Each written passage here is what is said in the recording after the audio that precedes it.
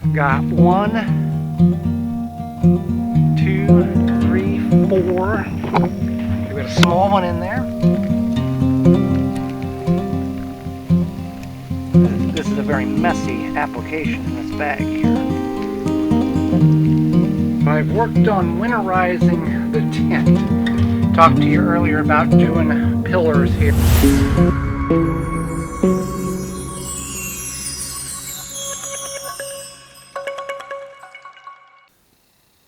Welcome to Time by the Tent and another weekend here up at the land. If you saw last week's episode, quite loud but pleasant with family up here. Up here now, got some things I want to get done. Got a whole list of things. You can join me as I complete them. Got to get the flag up from emflag.com. Got to go over the neighbors. He's got some pallets for him, and YouTuber Northwood Dreams. Dan's got some pallets over there. I'm going to bring over and stage down by the parking pad. Don't have the SUV this week. Got the Honda Civic, and it should work to get them the quarter-mile down the road that I need to get them staged. I'm going to make another deer blind out of those and then see what else he's got. Supposed to be 82 for a high today. It's partly cloudy right now, and 85 tomorrow. Humid, so let's see, it is 72 under the trees here, so that's quite nice. Everything looks good, no issues with any activity this week up here, so we did a good job keeping the food off the ground. And then I had a friend who had these plastic squares that have little plastic points on them. That is a way to train a cat from walking in certain areas. So I put those around the front of the tent. I will also do that tonight, just on the off chance that an animal may want to, like a bear or something, want to come and investigate. They'll step on that and it will hurt their feet. I'm not going to put a board down with 18 nails or roofing nails like I see some people do, where the bear will step on it and they'll bleed and they'll run off and all that. This will be more than enough.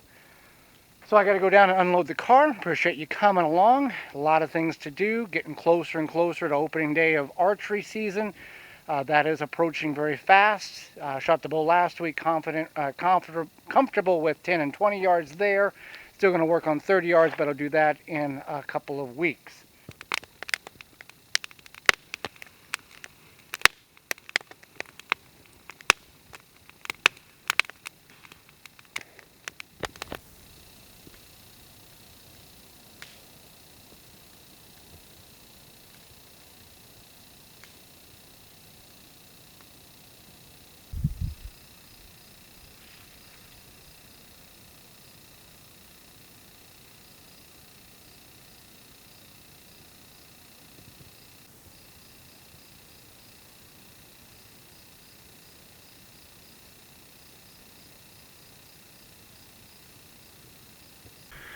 Okay, went over to the neighbors, Northwood Dream, Northwood's Dream YouTube channel. It's linked in the comments below or in the description below. Got 1, 2, 3, 4. We've got a small one in there, and I got a few more that I'm going to go back and pick up. I'm going to stack them behind the private property sign just to get them over here. Okay. 3 more. That's all I was able to get. That's all he had there. This one here, very thick, very sturdy. That might be a good base for the rinse-off area.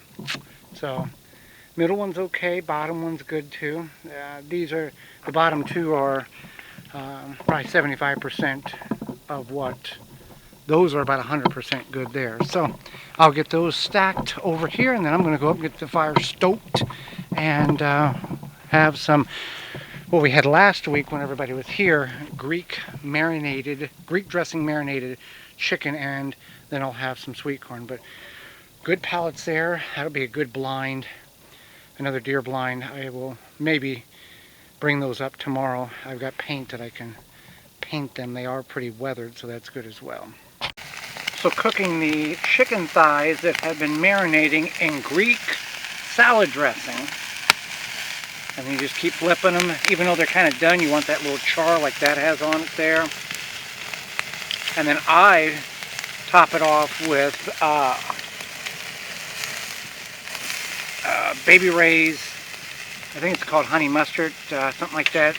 I'll show you whenever I plate up, but I'll get the sweet corn on momentarily. I want to get these done first because the corn, I'm just warming it up. Chicken thighs and corn, and then this is the Sweet Baby Ray's mustard barbecue sauce. It's quite good with chicken. I've not found it to work good with pork, beef, or deer, but chicken it works really well on. So that is the meal for tonight.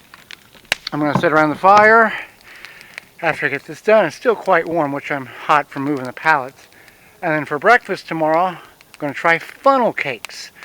I've got all the ingredients I need. Should work well. Got the oil. So that's the plan.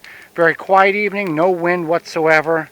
And it's supposed to be even warmer tomorrow. So I think I can get everything done tomorrow that I need to get done. I think I mentioned that earlier. But we'll see what we can make happen and go from there. So if anything happens, I'll let you know. But other than that, I will see you in the morning when it's time for funnel cakes.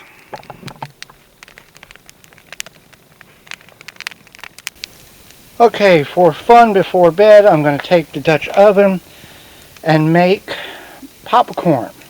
Just normal, ordinary, over-the-shelf popcorn, popping corn. And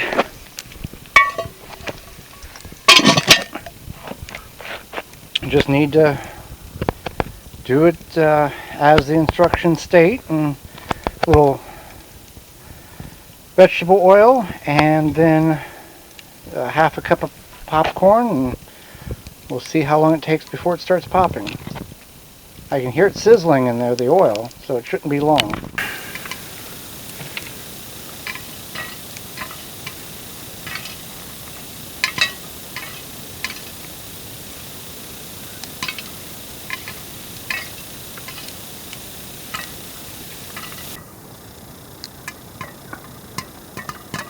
It's popping away. Should go shake it. I'll shake it and then I'll show you the final results whenever that comes to be. Alright, that's the final result. There is some kernel there. There are some kernels there that didn't pop, but for the first time over the campfire in a cast iron Dutch oven, I don't think it's too bad. Tastes just like regular popcorn. I didn't season it and I haven't had no butter on it, but it tastes fine.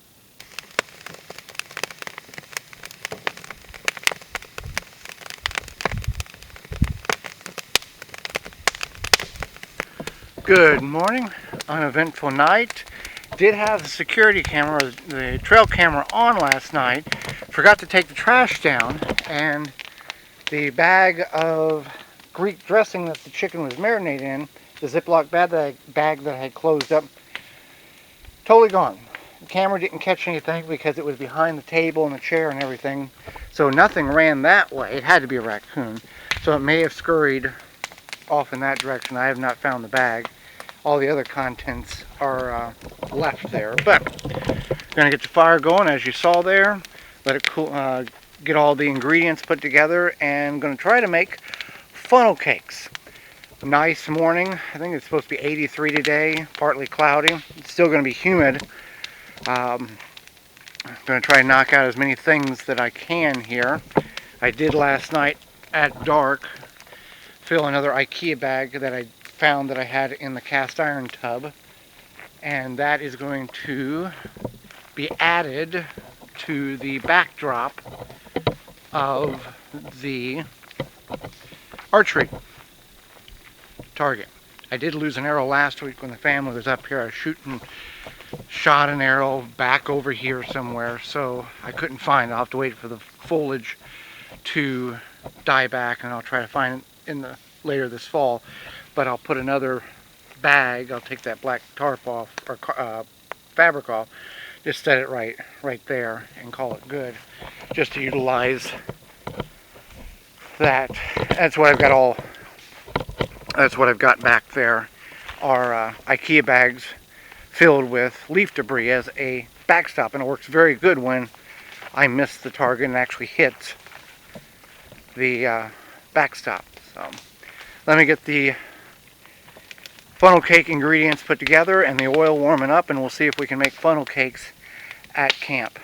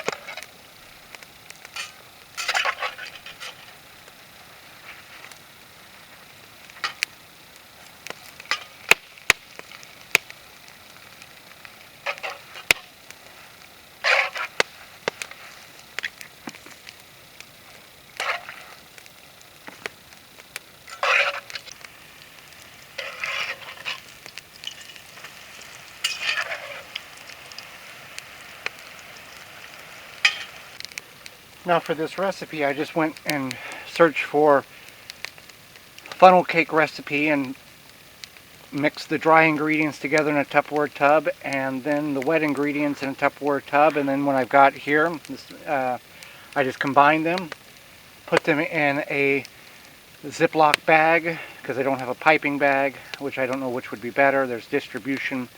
There's like the old style mustard plastic canister that you can have a spout on, you can pour it in. This is the first time trying it. And that first batch here, oil was too hot because it's gotten too dark, though the inside is cooked. This here, much more golden brown, is what we're looking for here. And pop this one here. They are cooked. So I've got enough for a few more. Now I used one 16 fluid ounce bottle of vegetable oil, which may or may not be the best. Some people use olive oil, avocado oil, grapeseed oil, your preference. This is a trial run.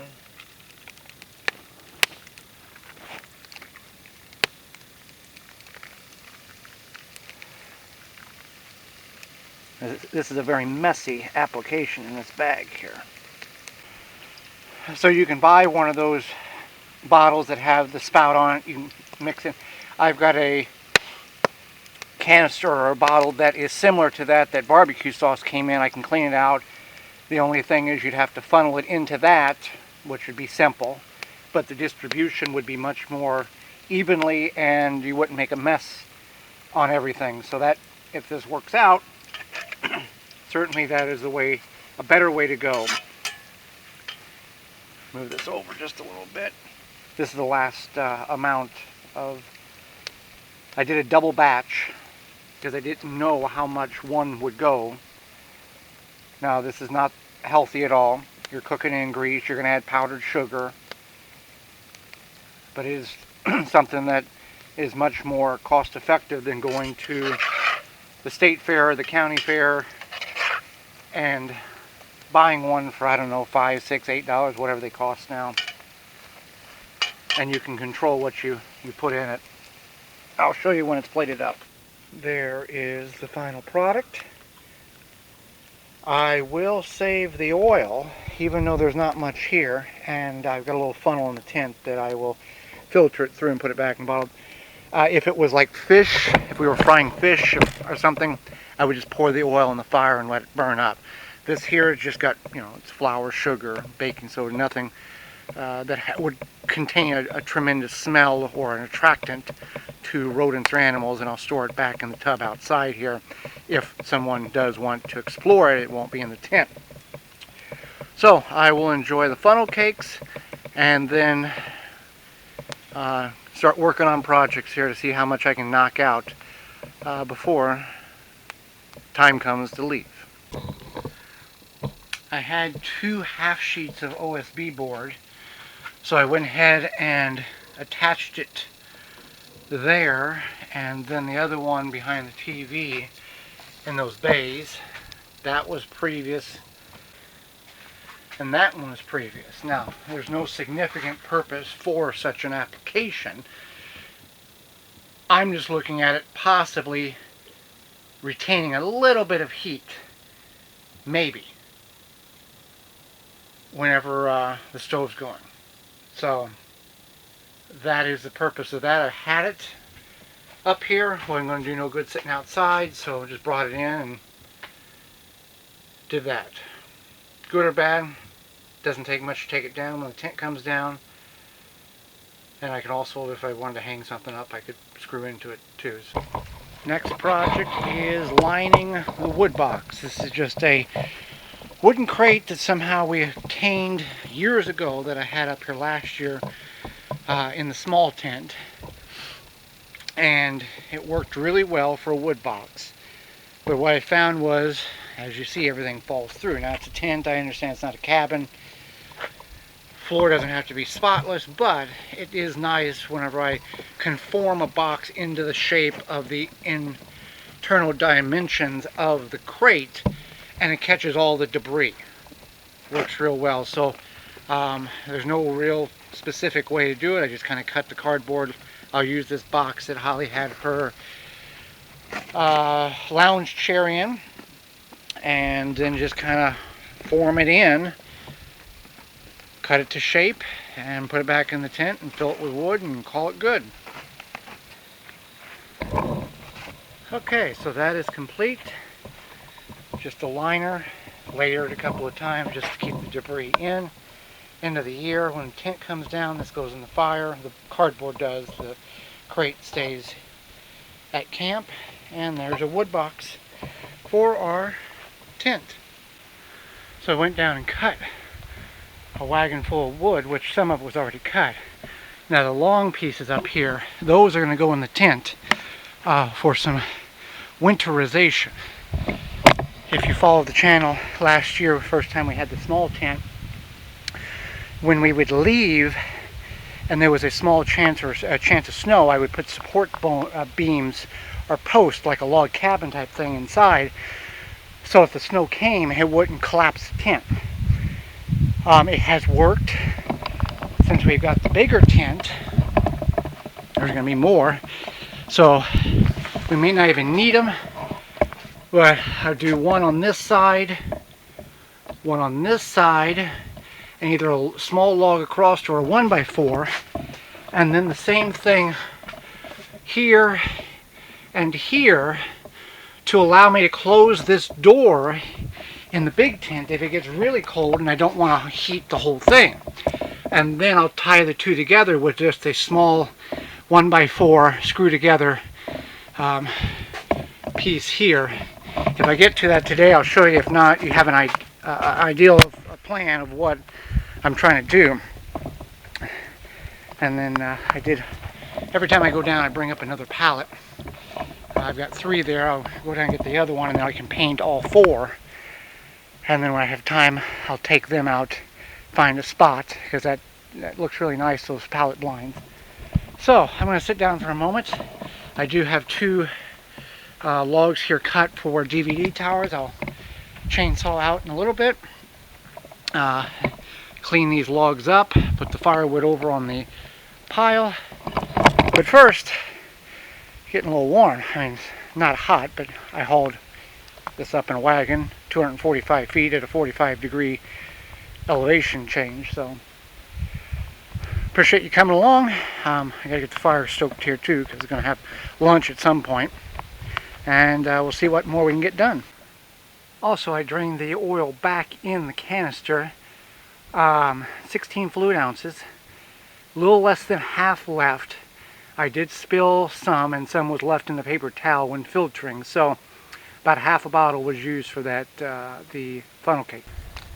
Got the wood unloaded, and I'm working on the DVD towers there. Those are the 4 pillars that will go on either side of that doorway like I talked about and showed you.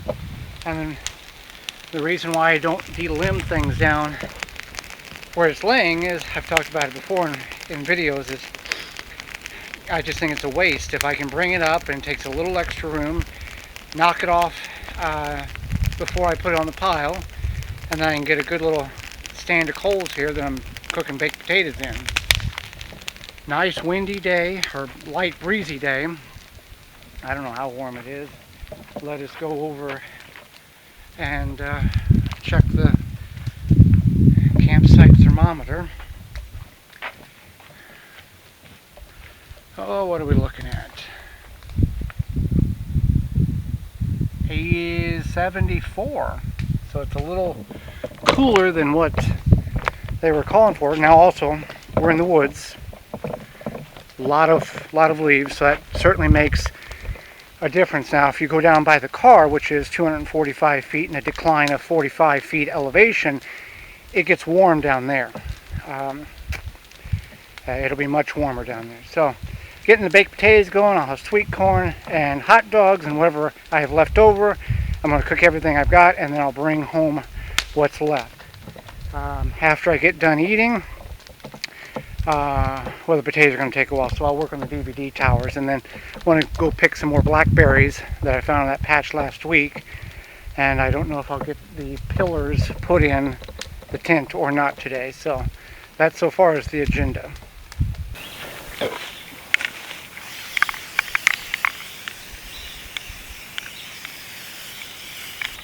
Just knocking the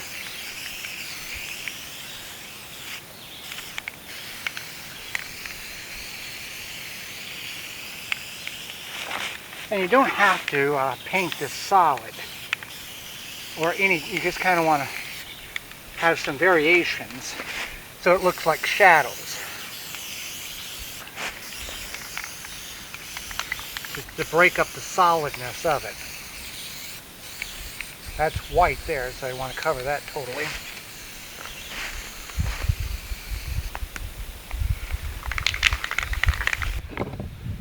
Okay, so there's no wrong way to do this, and you can't really mess it up, so good if the kids want to spray paint and do that type of thing, because you're just looking for a breakup. You're not looking, you're avoiding solid colors. Now, the deer blind that I put up, I guess it's been a month now, on the hottest day of the year, is 75 yards in that direction, and immediately, and I'll show you a picture of it here, immediately we had deer in front of it. I've had a bear cub inside of it, got video of that, see that here, squirrels, chipmunks, mice. So it doesn't appear that it has disturbed the environment of these deer. Now these are for gun or muzzleloader. I wouldn't be able to hunt out of these with a compound bow. Crossbow, yes, but do not have one of those. So this is done. I will find at some point a place in which I can create a box and put it in the woods.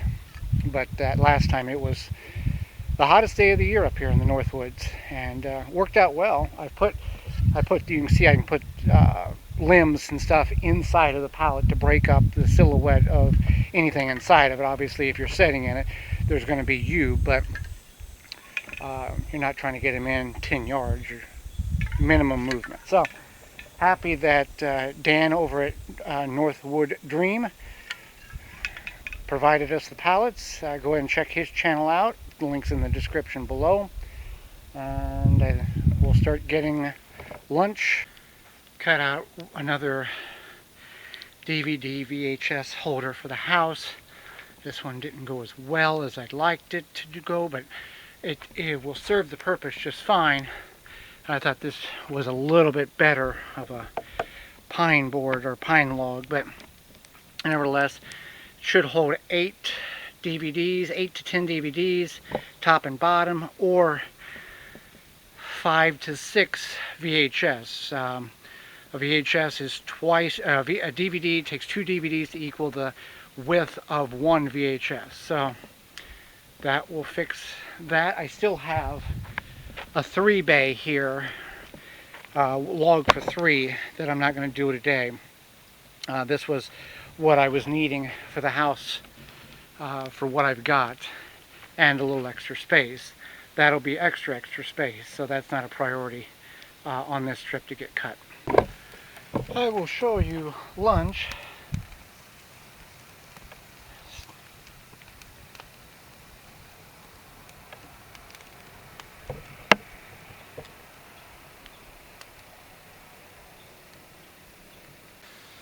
So this is the berry patch.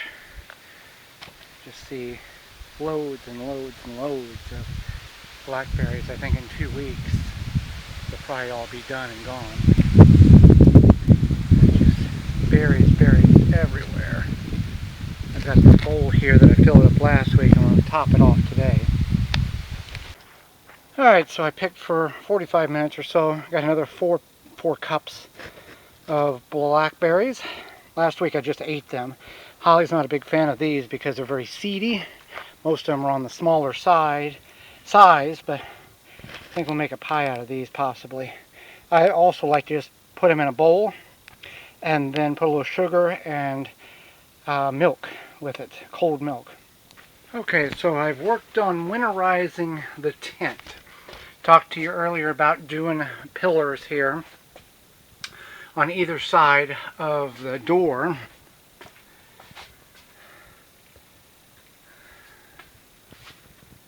And simply all of this is, and then right here I've got a beam that holds them together. And there is enough of a gap that if I need to close this, I can kick the bottom out while I'm here. And then get enough space in which I can zip down this door. Now, this means nothing to anybody, just showing you what I've done. Let me put a light on here. I've fastened them together and then I've added the zip tie around the frame to be sure that this post does not slip away in a windstorm, so it will stay fastened to it. This is also the purpose of that piece of 1x4 there. Same thing on this side and that side. Simply to keep from a windstorm getting this to get out of line of the frame. Up here we have that split log and the separation between the two. Now I had thought, okay, why don't I just get one big log. Let me get you situated here. Why don't I just get one big log, put in the center here, and then just split a little crease in the top of it to compensate for the door. But then I wouldn't be able to clear the door or close the door. So this seems to be functional, and all the purpose is for a snowstorm. If I'm not up here, the tent will come down in early December after muzzleloader season. But we have had snow, not large accumulations, but snow in November and early December. Based on last year's trail camera footage here at the camp, there was really no significant, maybe 1 to 2 inches. And then within 3 days, it was back at 55 degrees during the daytime and it was all gone. But this will be one step of several in which I would take post and notch it much like I did over here. Took a little notch and fit that in there for our wall frame. But I would do that in the back, in the center. I would do one here, so there'd be 3 there, and I would still 3 or 4 there, and then I would do 3 here. I wouldn't worry about, well, yeah, I wouldn't need to do this because I've just fixed it, but another one there, and then one right at the door here, simply to keep it from collapsing in on itself. And then I would take smaller posts, something like this, and just push up in random locations to take the weight of the snow and the canvas off of the frame. This was part of the reason why we did this, was to get the water to shed off and not pool. So that may or may not assist in the snow. But anyway, showing you what I've done. Nothing that is anything that many of you may need to do, but thought about this. We figured out how to do it last year to deal with the snow a little bit, and at some point we'll have a hardened structure, so all of this will be obsolete, and we won't have tents. We'll have just an outbuilding that we turn into a cabin. So all of that to say, the winterization of the tent is underway, and this will be the stopping point for today. But I do like the framework and the support that that's going to give me. Well, I appreciate you hanging out with me this weekend. Got a lot of things done. Only thing didn't get done was the 3-tower DVD tower, 3-bay DVD tower, which is minor. Appreciate that. Why don't we put DVD in the comments below? Let me know you made it this far. And until next time, thanks for watching, and I'll see you then.